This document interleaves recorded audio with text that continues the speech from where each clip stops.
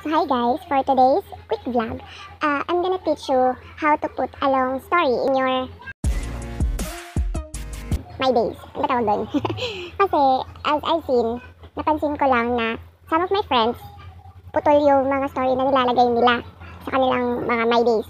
So parang, ewan ko lang kung ako lang ba, medyo parang nakakairita kasi gusto mo siyang panoorin ng straight. Pero may limit po yung story. Hindi na po pwedeng umabot ng isang oras o 45 minutes o 30 minutes.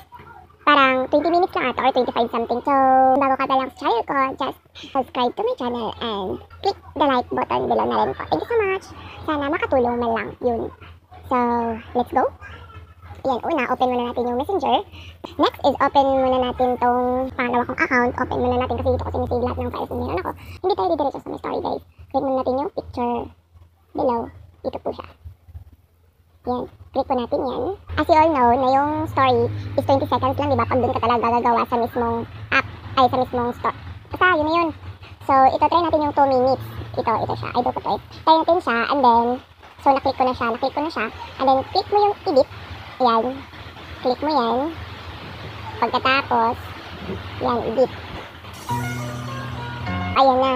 Ito na yung edit. Next na gagawin mo is, click mo lang yung your story. Yan.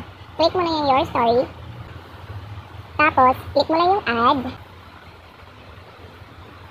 Tapos, ayan, added to your story. Nakita nyo lang sa baba, added to your story. So, exit tayo. So, ayun na. Try natin mag-scroll down. So, ayun na guys. Waiting na lang tayo sa ayan. Guys, ayun na. Try natin tingnan. So, ayun. Kita nyo naman yun, diba?